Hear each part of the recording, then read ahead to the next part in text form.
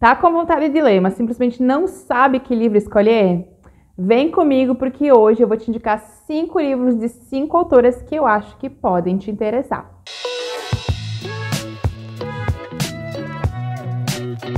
Oi pessoal, tudo bom? Eu sou a Cat, bem-vindos de volta. Estou muito feliz por ter vocês aqui hoje. E no vídeo de hoje eu vou dar dicas para vocês de 5 livros, de 5 autoras que eu li, gostei muito e eu acho que vocês também podem gostar. Vou começar com um livro que eu li, gostei muito, não fiz resenha na época, não sei porquê, mas ele realmente merece ter um destaque maior, que é o Circe, da Madeline Miller. Madeline Miller é uma autora contemporânea, também autora de A Canção de Aquiles, outro livro muito famoso. Em Circe, a gente vai ter uma releitura da personagem Circe, que é a feiticeira da Odisseia. Nesse livro, a gente vai acompanhar a história da Circe através do olhar dela. Ela que vai contar, ela que vai nos mostrar, ela vai ter contato com diversos personagens da Odisseia, e todos esses personagens são trazidos à nossa atenção através do olhar dela, do olhar da feiticeira dentro da sua ilha. É um livro muito intrigante, muitíssimo bem escrito, extremamente inteligente. Eu sou muito fã da escrita da Madeline Miller, eu acho que a escrita dela tem um quê de poético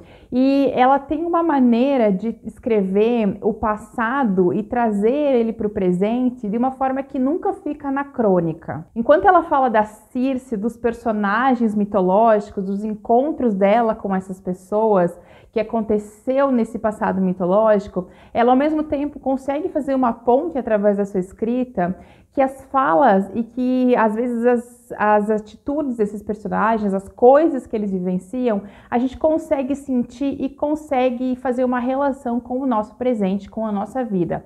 Mas essa transposição que a Madeline Miller faz, como eu falei, nunca fica anacrônico. Parece que tudo ali faz parte da mesma coisa, parece que a escrita dela faz essa costura perfeita entre o passado e o presente. E é uma coisa que é uma característica da escrita dela e que particularmente eu gosto muito. Então é por isso que eu estou indicando esse livro aqui para vocês. Se vocês gostam de escritas contemporâneas inteligentes, sensível, é poético, aposte em Circe, que eu tenho certeza que você vai gostar. Agora, se você gosta de não ficção, um livro que eu li recentemente e que eu recomendo fortemente para vocês é O Hotel na Praça Vendôme, da Pilar Mazeo. Nesse livro, a autora vai nos levar para Paris para conhecer o famoso Hotel Ritz, que é um dos hotéis mais famosos da cidade até hoje. E ela vai contar nesse livro, desde a fundação do Ritz, lá no finalzinho do século XIX, qual foi a importância dele dentro daquela sociedade, para os escritores, para os artistas, para as pessoas da alta sociedade.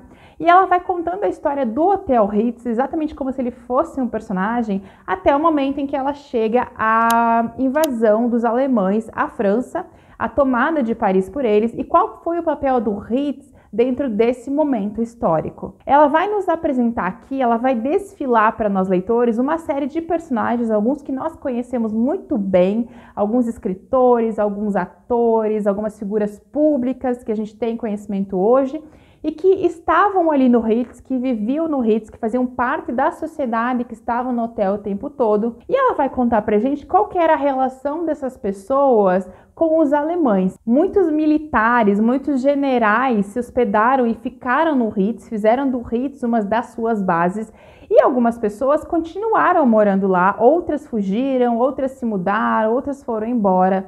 E ela vai contando pra gente qual desses personagens famosos, né, algumas figuras que estão aqui, quem é que foi embora, quem é que ficou no Ritz, quem era aliado dos alemães, quem era da resistência. Ela vai nos apresentando essa história, esse momento da história de Paris, através do hotel, através do Ritz. É uma história muito interessante para quem gosta de livros de não ficção, de reportagem e para quem gosta também da literatura de guerra e que gosta de ter olhares diferentes sobre esse momento histórico. Agora, se você é um fã do gótico, tem um livro que eu acho muito curioso, ele é bem interessante, ele tem nuances muito legais, mas eu realmente não vejo muitas pessoas falando sobre ele, que é o gótico mexicano. Esse livro faz uma releitura do gótico tradicional lá do século XVIII e XIX, XIX, só que para uma roupagem mexicana na década de 50. Nesse livro nós vamos ter como protagonista uma jovem chamada Noemi, que ela faz parte da alta sociedade ali no México, ela é uma socialite, e a Noemi um dia ela resolve visitar uma prima que se casou com um homem muito rico e que foi viver numa cidade afastada.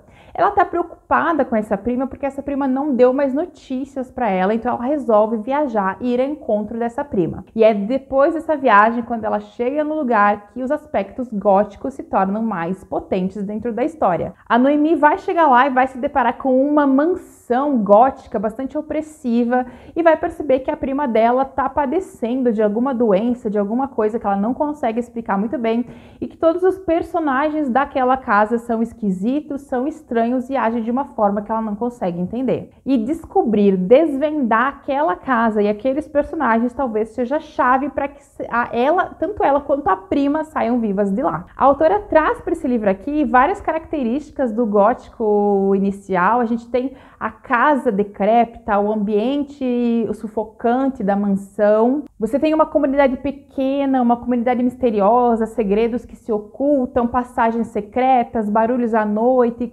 alucinações que podem ou não estar acontecendo. Mas, na minha opinião, uma das principais características do gótico que a Silvia Moreno Garcia traz para essa história é o fato de que toda a trama esconde uma crítica social muito bem pontuada. O gótico em si, na sua origem, lá no século XVIII e no século XIX, ele já fazia essa transposição de críticas sociais, ele se alimentava de temores e de ansiedades daquele momento e ele ia para os livros, ele transformava essas ansiedades em monstros, em histórias.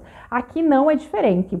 Atrás da primeira fachada do livro, né, que é essa coisa da Noemi, da casa, da prima, do mistério, a gente tem algumas críticas sendo tecidas junto com o gótico aqui, como por exemplo a exploração do México, a pobreza extrema que essa população é deixada depois que os europeus vão embora e como essa população simplesmente não consegue se reerguer sozinha depois de ter sido sugada durante tanto tempo. Então é um tipo de livro curioso, diferente, que eu acho que vai chamar a sua atenção. Então se você gosta do gótico e gosta dessas transposições, dessas pontes para o presente, eu acho que você pode gostar de gótico mexicano. Agora a gente vai direto para a Alemanha e eu vou falar para vocês sobre um livro que eu já comentei em outros vídeos aqui, mas eu não canso de indicar ele para vocês porque ele é realmente muito bom e infelizmente é um daqueles livros que foi publicado na época que não existia muito hype em volta da literatura nórdica, que é o Branca de Neve Tem que Morrer. Esse aqui é, na minha opinião, um suspense extremamente bem executado, bem montado, bem costurado, tudo nele é realmente muito bom, os personagens são interessantes, a trama é bem desenvolvida. Na minha opinião, esse aqui é um suspense muito bem construído, daquele que tem começo, tem meio, tem fim,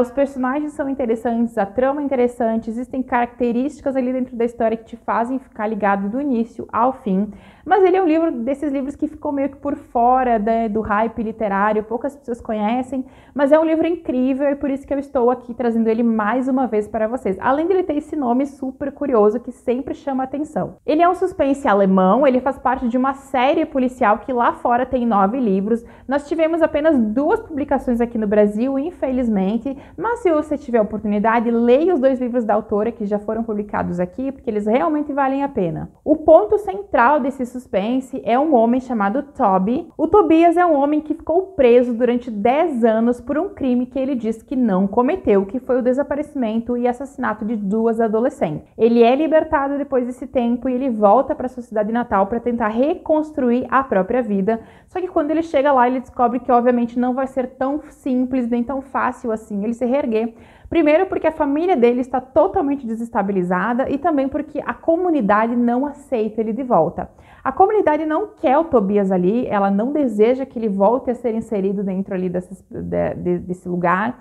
Então ele vai enfrentar muita resistência e essa resistência vai ficar ainda pior quando uma jovem desaparecer e obviamente os olhos tanto da polícia quanto da comunidade se voltam para ele mais uma vez. Então o Tobias ele sai nessa luta desesperada para tentar provar que ele não fez isso no presente e ele também não fez isso no passado, não foi ele. É um livro muito bem construído, é uma trama inteligente, intrigante, bem costurada, que vai manter você curioso até o final, eu tenho certeza. Se você ler esse livro, depois vem aqui me contar. O próximo livro também é um queridinho do meu coração, já falei dele, já fiz resenha dele aqui no canal, mas sempre que eu tenho uma oportunidade, eu dou uma indicada nessa história para todo mundo, que é o maravilhoso O Guardião Invisível, da Dolores Redondo. Esse aqui é um suspense espanhol, como eu comentei, tem uma resenha dele bem completinha aqui, eu vou deixar para vocês assistirem. Ele se passa em Navarra, que tem como protagonista uma detetive chamada Amaya Salazar. A Amaya vai ser enviada, na verdade, para investigar um crime de um corpo de uma jovem que apareceu às margens do rio Bastam. Acontece que a Amaya saiu dessa cidade faz bastante tempo, ela tem uma questão familiar ali, um problema familiar, que ela foge há muitos anos, e voltar para a cidadezinha dela para investigar esse crime não é uma coisa que ela está muito feliz em fazer, mas é o trabalho dela, então ela vai para lá. E quando a Amaya começa a investigar esse assassinato, ela percebe que é uma história muito mais intrincada, tem muito mais mistério por trás disso.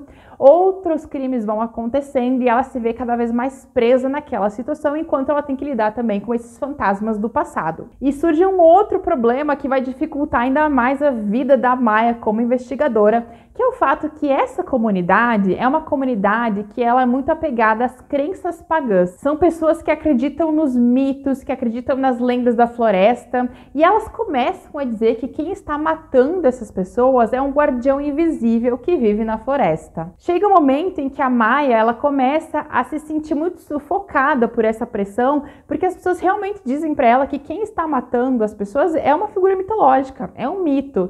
E tem uns momentos da história em que algumas coisas acontecem em que a Amaya começa a duvidar da própria cabeça. É um livro incrível, muito bem escrito, que vai trazer para nós leitores um pouquinho dessas crenças, dessas lendas, um pouco dessa mitologia basca, que é uma coisa que nós não temos muito contato, mas eu achei incrível quando eu li, eu até fui pesquisar mais coisas. Então é um livro que realmente vale a pena tanto pelo mistério quanto pelas informações curiosas que ele traz ao leitor. Lembrando que eu já coloquei link para todos os livros que eu estou falando aqui embaixo no box de descrição para vocês, tá bom? É isso, espero que vocês tenham gostado dessas 5 indicações de 5 autoras. Se vocês lerem algum desses livros, depois venham comentar comigo, eu adoro saber, eu adoro quando vocês comentam aqui comigo as coisas que vocês estão lendo, se vocês seguiram ou não as minhas dicas. Obrigada por me assistirem em mais um vídeo, beijão, e a gente se vê no próximo!